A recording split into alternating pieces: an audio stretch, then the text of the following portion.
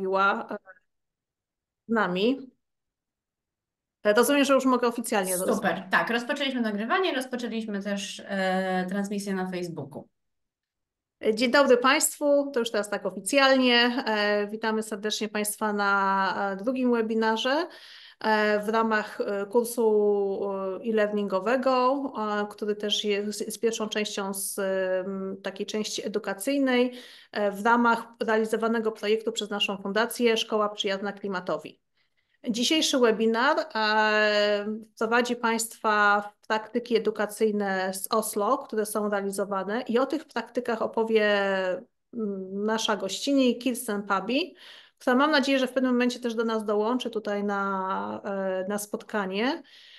Z tego względu, że ta prezentacja, którą Państwo za chwilkę zobaczą, ona jest nagrana i ona jest przetłumaczona na język polski w postaci napisów. Kirsten mówi po angielsku, natomiast dla tych z Państwa dla ułatwienia ta prezentacja została przetłumaczona i można korzystać z napisów w języku polskim. Po tej prezentacji będzie czas na zadawanie pytań, jeżeli takie się pojawią.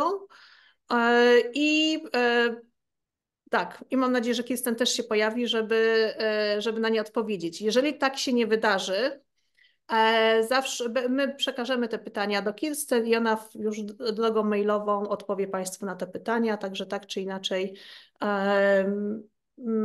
nie zostaną Państwo bez odpowiedzi. Kirsten ma psikusa technologicznego, to tak doprecyzuję tylko, więc mierzy się z technologią.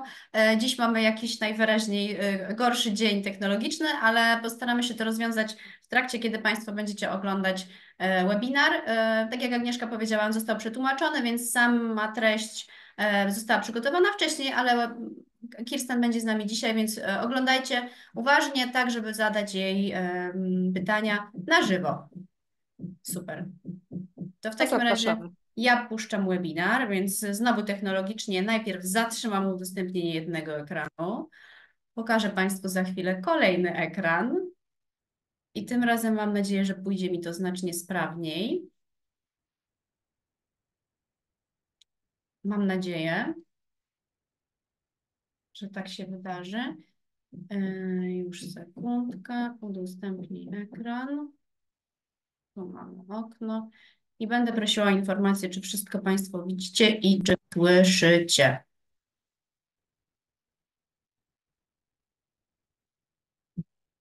Hello, my name is Kirsten Paaby. I'm from Wszystko jest okej. Oslo Super. in Norway, and I have choose some practices from Oslo, where I'm located, and I am convinced that the practices I will share can be transferred to smaller cities than Oslo. And very short about me, I have since many years been working with sustainable development, disseminating good practices, and not the least, I have paid an effort on how to work across sectors and also the democratic aspect of sustainable development about involving citizens and cooperation with citizens, and that also include education and civic education. And to relate the practices you will hear today to the bigger picture, I here refer to some important political decisions and plans made in Oslo municipality. Actually, from the first time in the history, Oslo decided on a plan and strategy for urban farming, where education also plays a very important role, and how to involve citizens. Also, lately there was a new action plan agreed upon about biodiversity, and actually Oslo is one of the places in Norway with most listed species.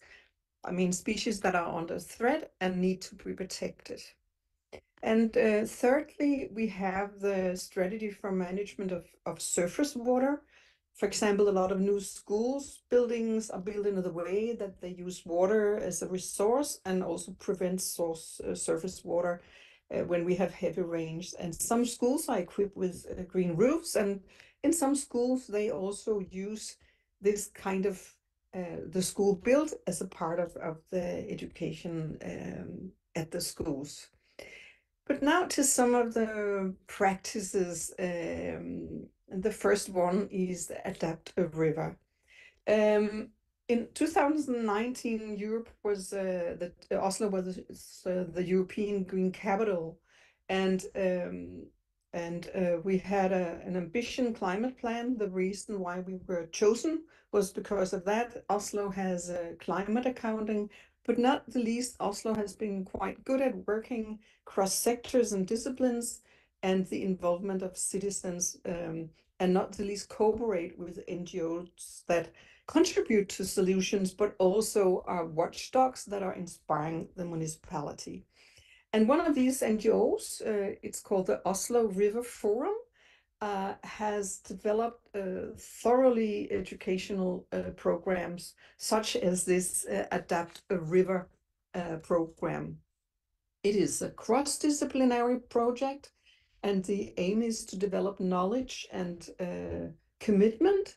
And the partners are, in addition to the Oslo River Forum, who developed this program, it's the Agency for Education and the Agency for Water and Wastewater Management. And the whole idea of this program, which is, you might say, cross generations, which you see in this photo here, it is a binding commitment. So if you, as a school, decide for this adoption, you, through signing very officially a paper, you commit to get experience and get to know the values of nature and culture, and why it's important with the life of the rivers, reopening the rivers, etc. And you have to pay attention to plants and animals and cultural heritage through the educational programs connected to the adaptation in your school. And also the students that are out in the nature at the rivers are kind of, you might say, citizens researchers, so that they can report illegal pollution and keep the watercourse adopted free of garbage. So this is what you see here at the photo, that you see some of the volunteers from the Oslo River Forum working together with some students from a school that have adopted a river. And over 60 schools are taking part in this program all over Oslo. And as one of these examples, I want to mention the Frogner ladder, which is taking place. It's a project in a school called Oranienborg School that for many years have been working with a project that they call the Frogner ladder. Frogner is referring to the river that they have adopted, and the ladder metaphor is referring to a ladder with steps, one for each class level. So the goal of this ladder, principles where all the classes working step by step, is that you have a progression through the years. So when the students leave the 10th grade school, the goal is that the students are committed and aware of the environment and what it means to their own life behaviors and also to the society. And as mentioned, it's a cross-disciplinary educational program where you can see that the river area is an outdoor classroom, and it's a program in, as I said, all the 10th classes at the school. And then they have different stations around at the river, and examples of activities that are taking place is that students measure the water quality. Also, they learn about what influence has our human activity and life on the rivers, and not the least also the cultural history. So this story about how the rivers and streams were in pipes, and how now many of the rivers in Oslo have been opened, and why, in order to create good conditions for biodiversity and also to manage the climate threats, etc. And also the school find a tree of the class when they start in the first grade, and then they followed it all through the year, these 10 years. And as a part of that, they study the plant and animal life around the river and in the river. And also they learn about the river as an ecosystem. And as mentioned in the former slide, that they are guards watching out for pollution and doing cleanup activities. So that is one example of how a school that have adopted, here in this case, the Frogner River, how they have been worked with that. Another example is Kastellet, the first river school were in the west side of Oslo, and this Kastellet school have adopted a part of the Jans River. And like the other school, it's a project that is ongoing at the school, which means that, and this is what they pay attention to, that elder students come into the classroom of the younger classes and share their experience with the younger research bots, as we call it. And in order to make them see the changes over the year, that is the pollution, the quality of the water and the species, etc. So they deliver good reports, and actually at that school, some students delivered a very good report, so that they went to a competition, Nordic competition in Stockholm, and won a prize.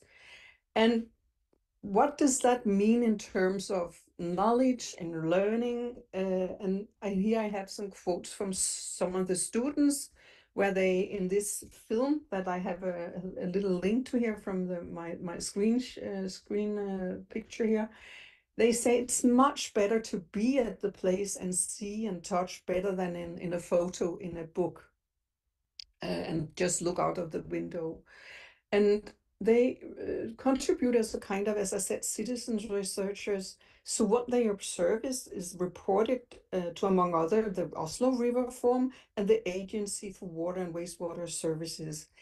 And of course, that means a lot for them, that they can see that what they study and learn also is useful not only for themselves, but also to the municipality and this Oslo River Forum, and for the life of Oslo, the river Oslo, rivers in Oslo. And not the least, it creates a good ownership to the place. So even if this video that I have a link to here is in Norwegian, I think this video will give you an impression of the joy and learning that the students have.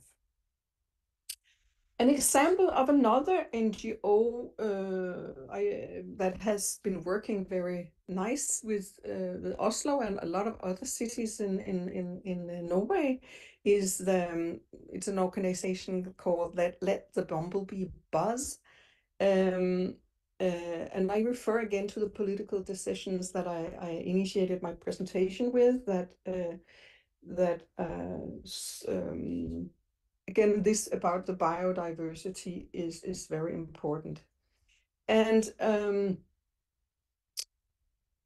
this organization have delivered and made very hands-on programs and projects all over Norway, supporting teachers with practical hands-on educational programs, such as this Let the Bumblebee Buzz in our city.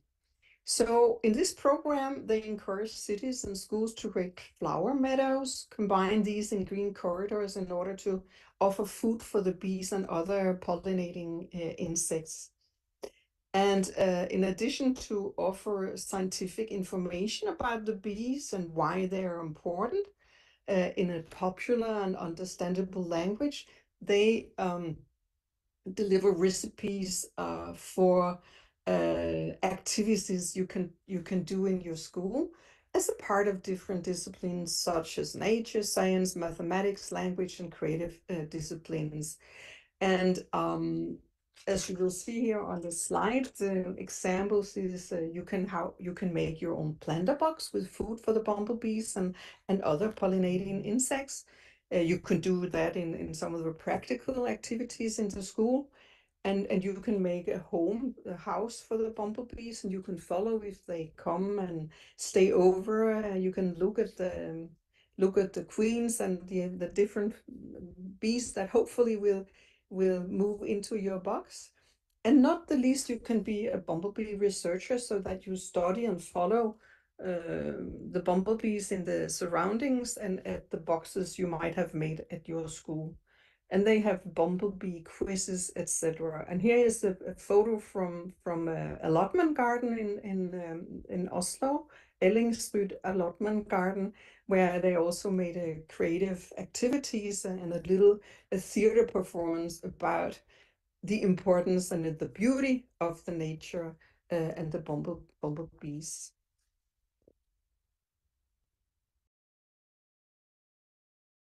And the next example is what is called the tree planting project in Oslo. And again, I refer to the political decisions and agreed policy that I mentioned about.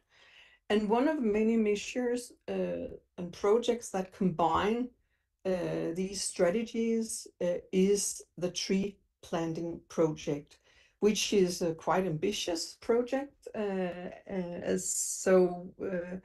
With reference to the IPCC, the Intergovernmental Panel on Climate Change, development of urban forests and green lawns are a part of the solution towards some of the great problems we are facing today. Planting trees helps to manage surface water, it binds soil and prevents erosion, and it contributes to better air quality, and it's not the least important for the biodiversity, and also the social sustainability aspect. It contributes to life quality and public health. And here you see I have taken a screenshot of a new publication, some from 2022, which is, it's called Fortællinger fra et. So it's stories from a year with tree planting with a specific focus on job creation for youth.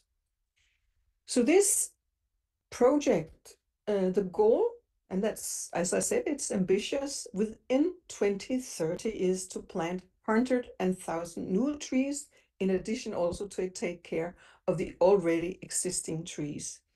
And it's a comprehensive big project under the lead of Bygruppen, which is Oslo Municipality's Center for Urban Ecology.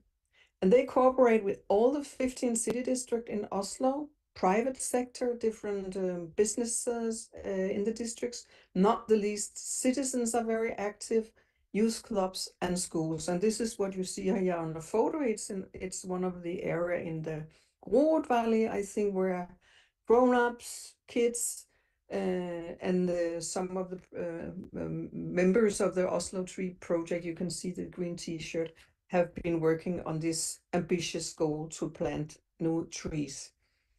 And with reference to education, I think what is important to highlight here from this comprehensive project is how this tree planting project is combined with job creation and education. So from 2020 to 2023, over 631 trees have been planted as a part of summer jobs, part-time jobs, and also jobs in other public holidays when the students have free time.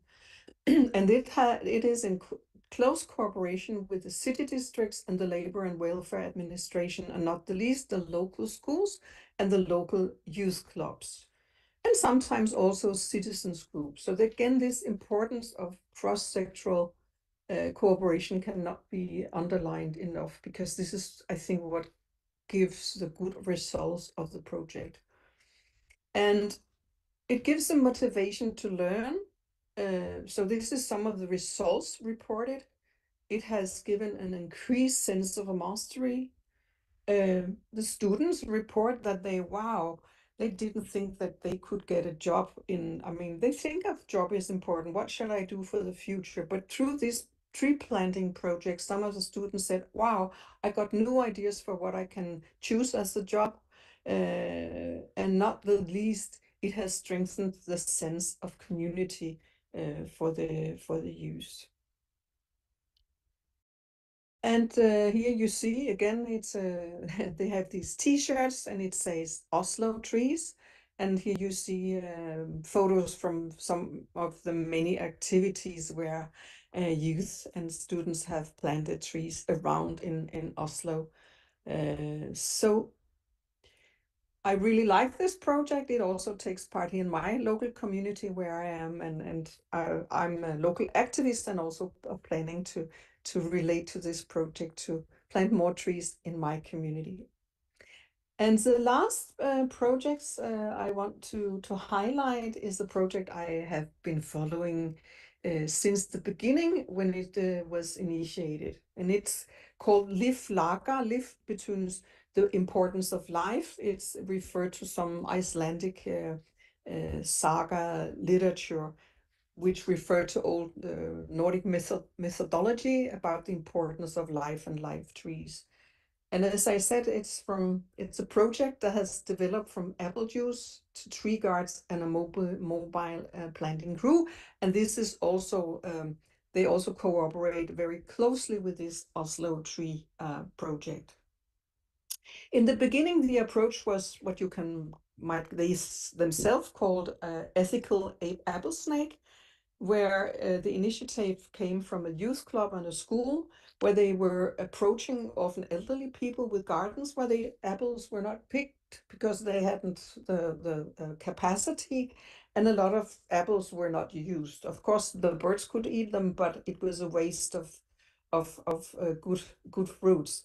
And also they had a cooperation with a nearby refugee center in the city district. So in addition to focus on consumption, biodiversity, it was also and is still an integration project building bridges between newcomers and Norwegian citizens.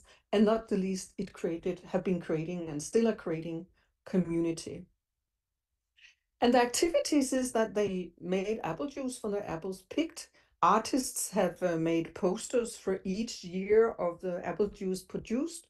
And next, when Oslo was this green capital of the year in 2019, they also established their own apple tree garden. Not only apple trees, but also other fruit trees.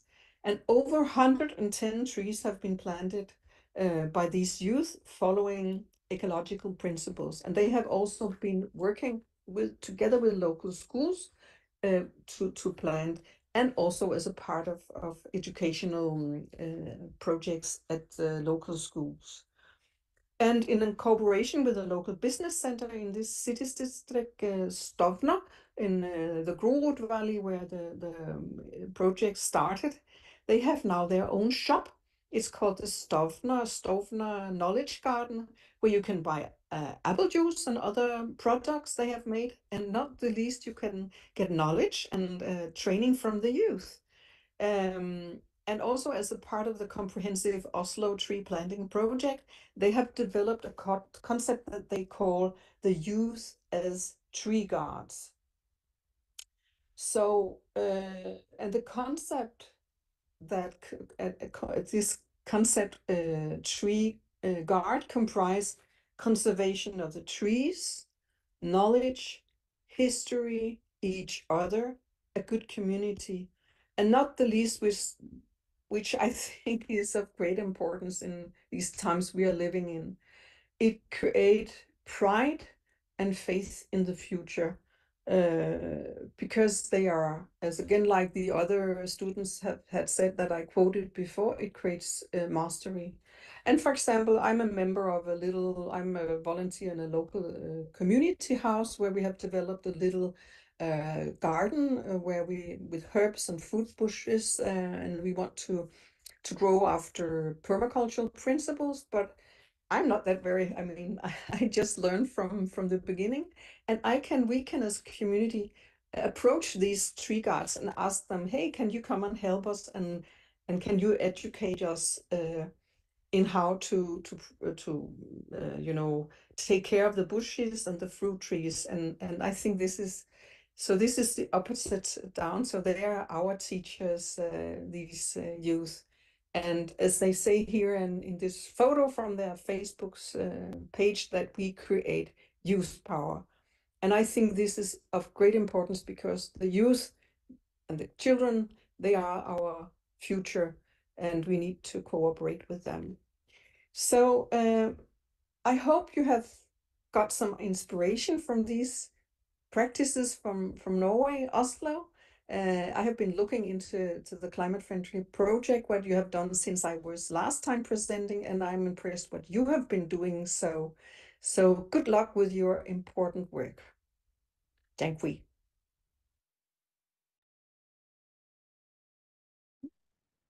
Dziękuję bardzo, Kirsten. Kirsten do nas dołączyła. Hey, good afternoon, Kirsten. How are you? Good afternoon. I'm fine, but a little stressed because I went into the Zoom, very good time, and they wanted me to reset my password and again and again and again. But finally, I'm here. Thank you. Yes, your presentation was before you, and now we have you here. Yeah. Thank you. Przywitałam się z Kirsten. Ona dołączyła do nas, mając tam pewne problemy techniczne, ale jest z nami. Także jeżeli Państwo mają jakieś pytania do Kirsten o te inicjatywy, o których Kirsten opowiadała w swojej prezentacji, ale nie tylko, to zapraszamy. Teraz jest czas na to, żeby zadać pytania. Pytań jest kilka. Kirsten, I just asked about if there are some questions, and there are some questions. Pierwsze pytanie, czy zajęcia z uczniami odbywają się w ramach lekcji, czy jako zajęcia pozalekcyjne? So if the activities for school children are taking place during the classes, during the lessons, or they are after school activities? It's a combination. For example, the Adapt the River program in the schools I mentioned, it takes part as a part of the ordinary school program during the day. So that's integrated in nature science, mathematics, etc. Some of the activities are related when they are on the free time after school activities. So it's a combination. To jest kombinacja. Część z tych zajęć odbywa się w czasie lekcji.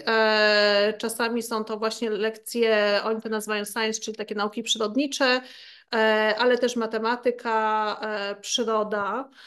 To w ramach tych lekcji mają zajęcia nad tą rzeką, ale też zajęcia pozalekcyjne jak najbardziej. Te tereny są wykorzystywane wtedy na zajęcia, różnego rodzaju zajęcia pozalekcyjne. Kolejne pytanie. Kto finansuje zajęcia i aparaturę pomiarową? Pojawia się też pytanie o to, kto finansuje sadzonki, więc ja bym połączyła to pytanie po prostu, skąd bierze się finansowanie na tego typu inicjatywy? So the next question is about financing. Who is financing this laboratory equipment which you use during different experiences at the river? And the second, also about who is financing these young trees which will be planted. First, the equipment, when it comes to what they do during the school time, I think it's financed over the school budget. I'm not quite sure, maybe they are supported with some business sector, because sometimes they cooperate with nearby businesses. So, but it's a part, mostly, I think, of the school's budget. And the second question was... Okay, so first I translate and then yeah, okay, good. Czyli jeżeli chodzi o ten sprzęt laboratoryjny, czy te rzeczy, które są wykorzystywane w czasie wizyt nad rzekami, to prawdopodobnie są one finansowane przez szkołę. Możliwe, że często szkoły współpracują z biznesem i właśnie ten biznes częściowo też, czyli firmy jakieś biznesowe finansują ten sprzęt. Ale prawdopodobnie szkoły. To tak raczej Kirsten o tym mówi. Jeżeli... Okay, jeszcze drugie pytanie. I remember the second was who financed the tree planting project. Yeah, exactly. And since it's a big comprehensive project decided upon by the local government, city government in Oslo, it's a part of the annual budget in this planning and building department where the project is located. So it's budgeted. It has a post in the annual budget. And lately I heard again that we had a new budget, and even if we had a new government after the election in the autumn, it's still a big ambition to continue this project, and it's financed over the annual budgets in Oslo municipality. Jeżeli chodzi natomiast o te sadzonki drzew,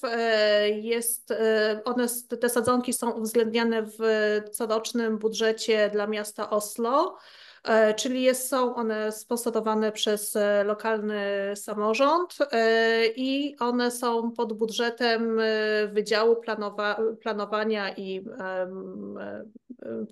Inwestycji, może tak to, coś jak w naszym częściowo pomiędzy inwestycjami, bo oni mają planning and building, czyli planowanie i budynki. I czy drzewa te są sadzone wyłącznie na publicznych terenach, czy na prywatnych również? And are these trees are planted only on public ground or also on private? I think mostly it's planted in public, semi-public ground.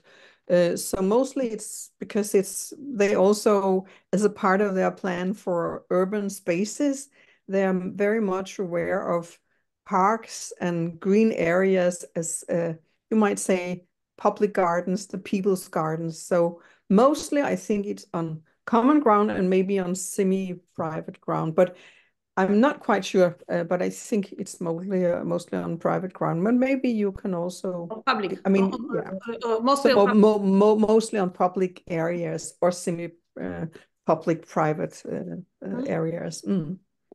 Kirsten mówi, że według jej wiedzy większość drzew jest sadzona na terenach publicznych albo półpublicznych, czy tak półprywatnych.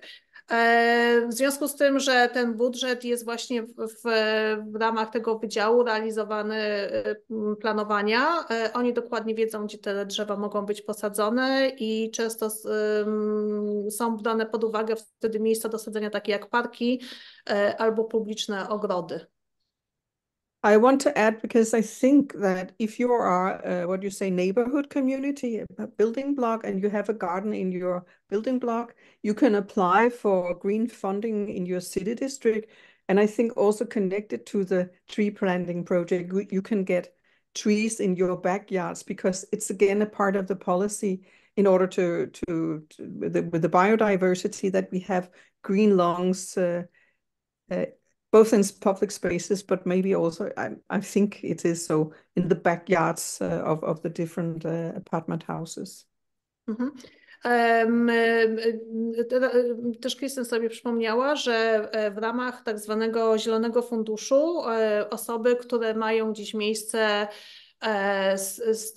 między domami albo z tyłu swoich posesji na to, żeby posadzić takie drzewa, mogą aplikować do tego funduszu. I tam w ramach ogólnej takiej polityki i strategii przyjętej dotyczącej wspierania bioróżnorodności mogą uzyskać dofinansowanie właśnie, czy mogą dostać takie drzewko do zasadzenia. Super. Mamy jeszcze pytanie o partnerów. Kto jest liderem tych działań zazwyczaj? Jest tutaj dopisek, myślę o współpracy pomiędzy różnymi partnerami. Jak rozumiem, chodzi zarówno o ten projekt rzeczny, jak i o drabinę, czyli kto w głównej mierze jest inicjatorem takich projektów? So according to those initiatives you mentioned today in the presentation, who is the main leader? Which organization or institution is the main leader? Because in all the examples you showed us today, there are many partners involved, and it's a big partnership. But who usually is the initiator and leader then of this kind of projects? I think it is diverse. For example, in the school, of course, it's the school community, the headmaster, the teachers that have to decide, should we adopt a river? So, of course, when it comes to the school programs are presented related to adopt a river, it's the decision by the school. And of course, the school is leading the project. But then they cooperate with the NGO Oslo River Forum and also the the Department of Education.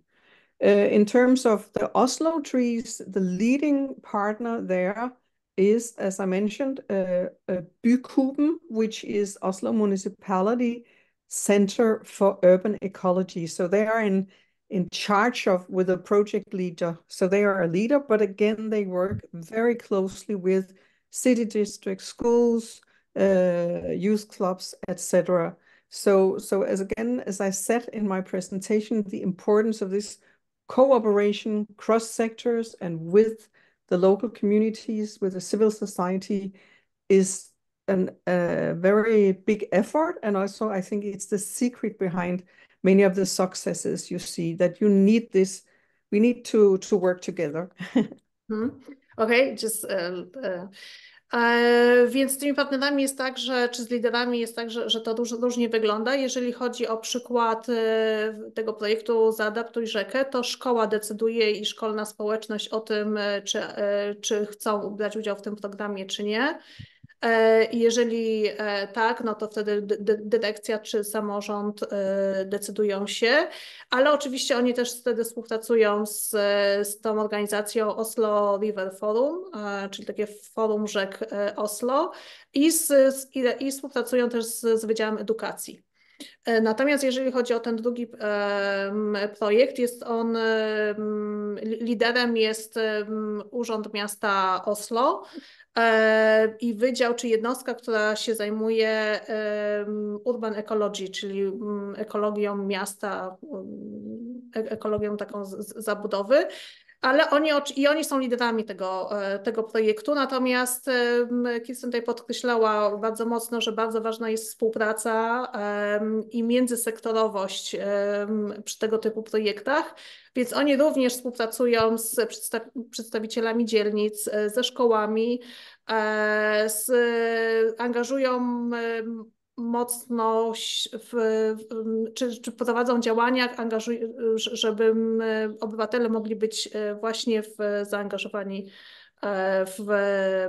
w te działania, bo bardzo ważne jest to, żeby współpracować i być razem. Super. Mam wrażenie, że po części Kirsten odpowiedziała na pytanie, czy gminy wspierają działania szkół, jeśli tak, to w jakim zakresie?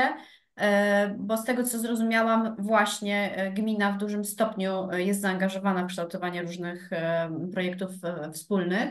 Pojawiło się też pytanie po angielsku, więc mogę je przeczytać. Hello. There's one question in English, so Judita, she will read it now. Hello, I would like to ask who handles the day-to-day operation and maintenance of the space in the Oslo School and Community Garden shown in your earlier presentation, included in the materials. We sent your first presentation, our participants to the e-learning platform. Is there a manager for the space? Is it a school or a foundation? Where does the funding necessary to operate this space come from? Maybe you can copy on chat. Okay. Oh, Kirsten, and I will translate. Yes, and I will long question, yeah. And I will translate also into Polish those who doesn't speak Polish. Pytanie jest po angielsku. Judyta je przeczytała dla Kirsten. Natomiast pytanie głównie dotyczy, kto zajmuje się utrzymaniem i dbaniem o te tereny, które powstają. Ja też bym musiała jeszcze zobaczyć część tego pytania, bo nie wszystko pamiętałam. Okej, ona jest na czacie, ale jeszcze... So if you just could summarize, because as I got it, it was about the question about the maintenance. Yeah, who handles the day-to-day operation and maintenance of the space in the Oslo School and Community Garden? Okay, so which was shown in your earlier presentation. In the first presentation I had in the other year. Yes. Okay, the school garden. So when it comes to school gardens and areas around the school, it's a combination of during the activity in the education, when you use the school garden as an outdoor classroom. But of course we have holidays, we have summer holidays, and then often you involve the local community, or not the least the parents. So of course you need to look for volunteers to handle and manage how to take care of the garden when the students and school are not there. So of course that I know it causes a challenge. I know it from my own little garden in the local community house, that we need to have a kind of water plan, you might say. So it's a combination of the responsibility linked to the school and the activities, in combination with parents joining, or local resource persons in the community that are home when it's summer, for example. Tak więc jeżeli chodzi o tą szkołę, to większość w ciągu roku szkolnego prac odbywa się w ramach zajęć szkolnych, czyli to społeczność szkolna w czasie swoich aktywności dba o ten teren. Natomiast oczywiście są jakieś tam święta przedwyświąteczne i wakacje, i wtedy są zaangażowane osoby z lokalnej społeczności, w tym rodzice. Poszukiwani są wolontariusze, którzy będą zajmować się tą przestrzenią. Jest to oczywiście jakieś tam wyzwanie, i Kirsten wspomniała o swoim takim prywatnym też doświadczeniu, że to jest jakiś trud związany z tym, żeby dbać o tą przestrzeń ogrodową. Pojawiło się pytanie, czy w norweskich szkołach jest prowadzona edukacja klimatyczna jako osobny przedmiot? Jak duża jest świadomość zmiany klimatu wśród uczniów i potrzeby adaptacji do jej skutków? Okay, there's a question about the education in schools. Do you have a subject which is connected, dedicated only to teach Right. about climate change? And Yes, yeah, sorry. And what is the general knowledge of students or pupils, yeah, in the school about adaptation, mitigation to climate change? I think that the question is covered by several disciplines in the different subjects at the school. It is, of course, nature science, but also what you call it, society science. And in Norwegian, they might write and read texts when it comes to climate change.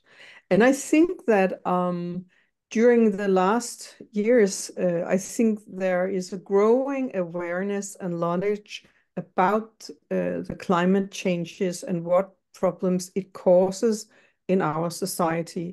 And I think that's influenced also by this Fridays for Future movement, the Greta Thunberg, etc., that a lot of young kids are concerned about the climate. And I also think that, which is a bad part of it, that we face children that have climate anxiety. And in this sense, I think it's very important that you have these activities that shows what can you do in order to prevent, and for example, this, as I mentioned, that some of the new schools are built in accordance with a strategy for how to handle climate and heavy rainfalls. So when they see what you can do in their schoolyard, they also learn something about it. So I think there is, it is my impression, a growing awareness among kids. In the beginning, it was more like, okay, we have to sort our rubbish, but I think it's broadened during the last years. And if you translate, but also I have something to add to that. Yeah, thank you.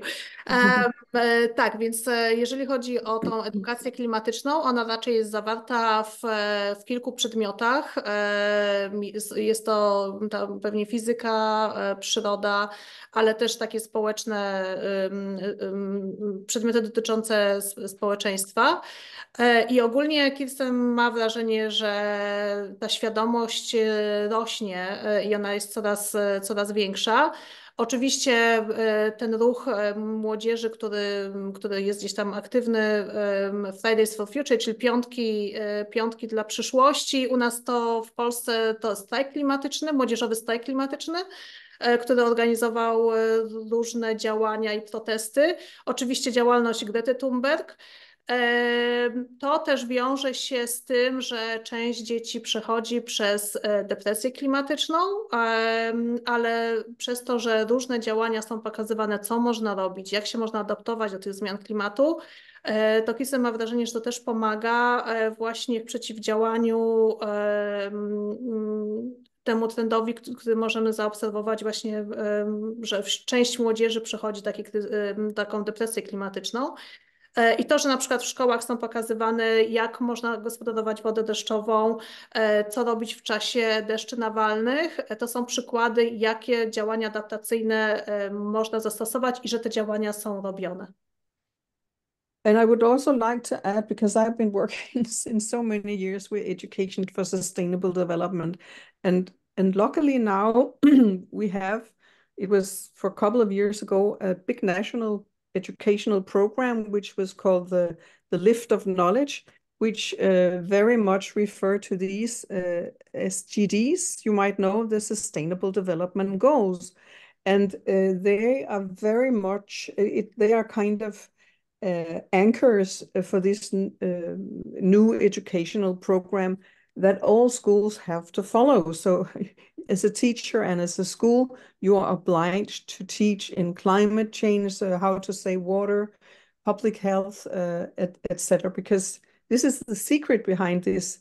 When you work with these different goals, that you can, if you do some good activity on the opening the rivers, restoring the rivers, it's also good for your health and the social, the well-being, etc. And this is also what you have to work on, are actually obliged to work on if you're a school in Norway. Tak, jest jeszcze chciała dodać, że w związku z tym, że ona tak długo się już zajmuje też edukacją na temat zrównoważonego rozwoju, nie tak dawno powstał bardzo duży program na poziomie narodowym, nazywa się Lift of Knowledge. No nie będę go tłumaczyć. Winda wiedzy. I didn't know how to translate. Tak, natomiast on bardzo bazuje i podkreśla tam konieczność edukacji, zgodnie również na temat SDG, Sustainable Development Goals, czyli po polsku to będzie cele zrównoważonego rozwoju. I wszystkie szkoły są zobligowane do tego, żeby uczyć na temat różnych rozwiązań ekologicznych, ale też w powiązaniu z tym, że te rozwiązania ekologiczne mają wpływ na nasze zdrowie, na naszą jakość życia, na przyszłość. Tak więc to, że jeżeli pójdziemy nad rzekę i będziemy otwierać te rzeki, na przykład tak jak to jest robione w Oslo, to również wpływa na nasze zdrowie. Jeszcze jakieś pytania? Oczywiście, mamy jeszcze pytania. Pojawiło się... Yeah. Czy dochodzi do niszczenia mienia przez wandali? Rozumiem, że skoro mówimy o sadzeniu drzew, drzewa mają konkretną wartość, są konkretnych rozmiarów na przykład, to czy są one później niszczone? So during the process, when you plant so many new trees and you implement this green solutions, do you also meet with some destroying what was planted? I think, of course, you will experience it some places. But to my knowledge, as I have heard, is that when you as a student and the local community have been involved in it, the overall tendency is that you are proud of it because you are a part of it. So I think mostly they have had very positive experiences with this tree planting project. But of course, you might find and have places where, yeah, people are taking off the trees with the roots. But I think also if it has been taking place in your community and you see it, people report it. But I mean, this is a risk you have to take, but I think this whole approach they have had, this about creating mastery, belonging, understanding, prevents this, and also I think making places more beautiful also change the attitude to just, tear down and destroy it. But of course there might be tendency or some examples of it. Tak, no może się tak zdarzyć i zdarza się, że natomiast są to bardzo nieliczne, raczej nieliczne przypadki, kiedy ktoś może wyrwać drzewo z korzeniami, czy zniszczyć to, co zostało posadzone, ale w związku z tym, że najczęściej w sadzenie tych drzew jest zaangażowana lokalna społeczność, i lokalna społeczność w zasadzie też wykonuje często te nasadzenia, to oni są częścią tej inicjatywy i są też dumni z tego, co zostało zrobione. Więc poprzez ten proces takiego kreowania przynależności do tej inicjatywy, do tego, co zostało przez nich zasadzone, oni jednocześnie o to dbają. I to, że poprzez te nasadzenia też miejsca stają się bardziej piękne, to również ma wpływ na to, że te miejsca w większości są uszanowane.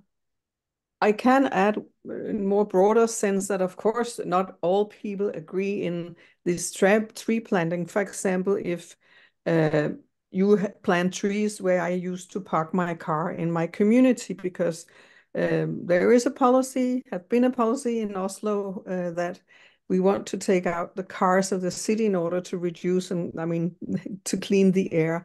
And during the last years, they have worked a lot on changing parking places into meeting spaces with no traffic. They have a project they call Living Streets, where they make intermediary places during the summer with tree planting. Of course, you have people that are angry, and of course there are discussions, but I think this is what you always will have, these dynamics. And I think this Bykoben, this urban center for urban ecology, are very good at explaining and meeting people and explain why is it important. And of course you need also to be in dialogue with local communities and listen to the citizens, what they say. Could we plant the trees in another place? Of course there are sometimes these dynamics and conflicts. This is a part of the life. And also when you do new things and new approaches. Takie dynamiczne czy takie konfliktowe sytuacje, one się oczywiście też pojawiają, zwłaszcza w momencie, kiedy na przykład zabiera się jakieś miejsce parkingowe po to, żeby dosadzić tam czy posadzić tam drzewo. I Oslo też ma taką politykę wyprowadzania samochodów z miasta. Również inicjatywę, która się nazywa Living Streets, czyli żyjące ulice, gdzie napotykane były różne przeciwności i dużo dyskusji było wokół tego i też były spotkania z mieszkańcami, którzy byli źli na pomysły z tej inicjatywy. Natomiast to jest też coś normalnego. Kirsten mówi o tym, że to jest część procesu i to zawsze będzie, że część osób będzie niezadowolona. Natomiast bardzo ważne w tym wypadku jest dialog z lokalną społecznością, żeby z nimi też przedyskutowywać, gdzie można posadzić, a dlaczego warto tam posadzić, albo dlaczego nie. Ostatnie pytania już i teraz połączę dwie rzeczy. Zaangażowanie. Czy w momencie, kiedy projekty są realizowane, angażują się w nie także rodzice? Oraz czy po takich wieloletnich procesach, jak na przykład ten projekt Drabina Fogler, są one rzeczywiście takie wiążące uczniów z tym miejscem? Czy po skończeniu szkoły, czy po skończeniu tych 10 lat edukacji uczniowie są nadal zaangażowani we wspieranie tego typu inicjatyw, czy później inicjują jakieś inicjatywy związane na przykład z tym miejscem, w którym się edukowali? So actually there are two questions, but the last ones, it's about engagement. What is the level of engagement of parents with all the initiatives which are taking in the schools? So this is one. Yeah. And the second, for example, when we talk about this Fogler ladder project, how this kind of initiatives, they make kind of, inner connection between students and the nature, students and the river, and are they also later come with new initiatives about this space, or like having new ideas, or are they coming back to this space? Yes. So about the activity and commitment of the parents, I think my impression is that a lot of parents are dedicated to assist in these projects. And if I mention the school garden that I can look over to now, that I used as a case in my first presentation, Vålinga School, actually it was an initiative that came from the local parents committee at the school in cooperation with passionate, committed teachers. And then they more and more decided that it should and could be and are a very important part of the schoolroom, so as an outdoor schoolroom. But actually this was initiated by the parents, the parent school committee that I think you have in your schools as well. And they applied for money in a private foundation, bank foundation, and I think they got 1 million kroner now to develop a community garden. So they are extending this garden. So of course I mean, I see a lot of parents and there's a big engagement. And of course, sometimes I know that as a volunteer that we need to recruit new parents. But I think there's quite a good amount of commitment and engagement among parents in the schools in both Oslo and Norway. And okay. the second question, yeah, I will translate and then yes, I think of the next question. It's about the Fogler and the it's coming back. Kirsten ma wrażenie, że tak, że rodzice się całkiem dobrze angażują w różnego rodzaju inicjatywy. Biorąc pod uwagę ten projekt, o którym ona nie wspominała dzisiaj, tylko na wcześniejszej naszej kiedyś prezentacji, to w zasadzie była inicjatywa rodziców, żeby stworzyć taki ogród dla społeczności lokalnej przy szkole. I oni w zasadzie wyszli z tą inicjatywą, natomiast też spotkali się z bardzo zaangażowanymi i z pasją nauczycielami, którzy wspólnie wypromowali, ale też doprowadzili do realizacji tego projektu. I powstała taka klasa na zewnątrz szkoły, czyli klasa na otwartym powietrzu. Ci rodzice również zaaplikowali do prywatnej fundacji o pieniądze na realizację tego projektu, także ona uważa tak, że rodzice się angażują. Czasami jest tak, że trzeba oczywiście nowe osoby poszukiwać i zapraszać, ale to się wydarza. And to the next question, it was about if the students come back to develop new ideas. And I think I can answer yes to that, because that's the whole idea of this ladder project, as it takes place in the two schools I mentioned, because the students come there through their school life. So they start in the first class, for example, they have this tree and they still have it when they leave the school. So both over the years they come back, and they also during a school year are visiting this river that they have adopted. So it's both during a school year they come back, go out as a part of the education, and also as a part of the whole ladder. Kirsten twierdzi, że może odpowiedzieć tak, że jest taka więź pomiędzy tym fragmentem rzeki, czy tą rzeką i przestrzenią wokół tej rzeki, a uczniami nawiązywana. Po pierwsze w czasie ich edukacji, bo jak oni zasadzą, czy widzą drzewo, które obserwują w pierwszej klasie i obserwują aż do 10. klasy, to jest całe 10 lat, ale też, czyli od początku swojej edukacji aż do momentu, kiedy wychodzą ze szkoły.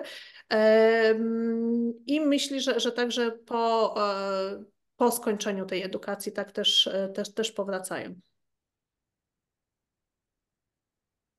Musisz się odciszyć, Judyto. Już I see.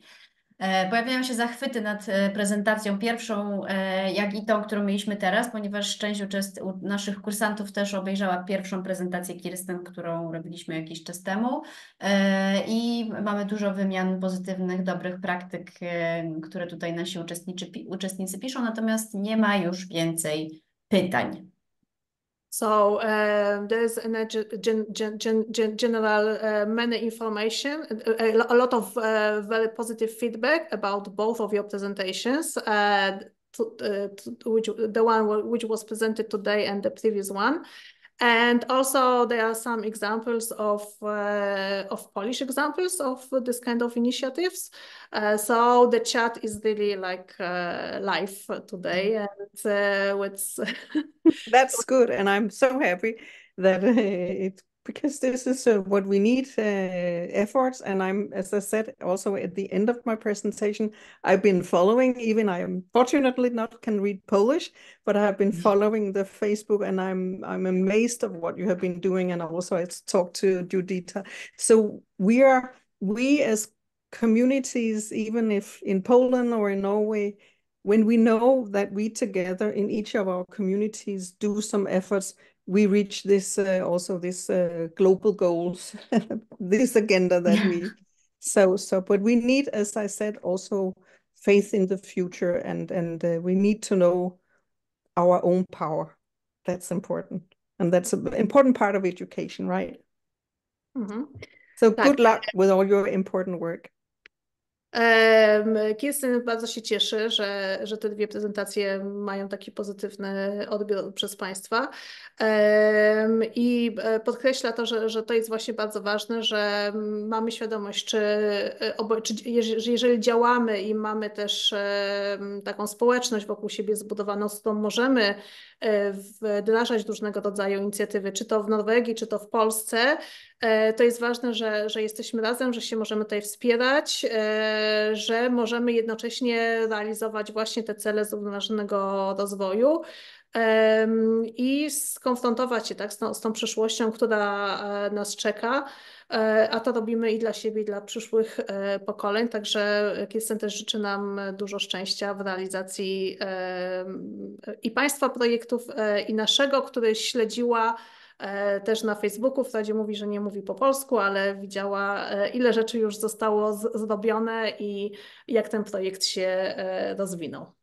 I ponieważ jesteśmy już 7-8 minut po 16, to niestety musimy kończyć, więc bardzo, bardzo dziękujemy Państwu za niezwykłą aktywność i Kirsten za obecność razem z nami.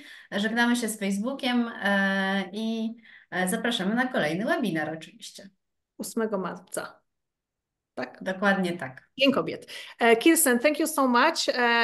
Yeah, we are a little bit even longer today than we planned. And thank you so much again for being with us, for giving us a lot of inspirations. And yeah, thank you and see you soon, I hope. Yeah, I hope so too. Thank you very much. And now I will pick my grandchild. She's going to a carnival, so me and my husband has to take her. So my husband just came and did like that. Good luck and stay in touch. Okay. Thank you very much. Bye. Bye. Dziękujemy jeszcze raz Państwu. Kirsten też się spieszy, żeby odebrać swoją wnuczkę. I my również dziękujemy za udział, za Państwa aktywne zaangażowanie, za pytania i za bycie z nami. Bardzo dziękujemy i przypominamy raz jeszcze, 8 marca w Dzień Kobiet widzimy się na rozmowie, tym razem już o konkretnym projekcie, czyli o naszej Szkole Przyjaznej Klimatowi. Cieszymy się, że jesteście Państwo zainspirowani, było naprawdę bardzo, bardzo dużo pozytywnych komentarzy. Jeśli jakieś pytanie by mi umknęło, to proszę do mnie napisać i postaramy się jeszcze z Kirsten nad tymi pytaniami popracować. A tymczasem dobrego popołudnia.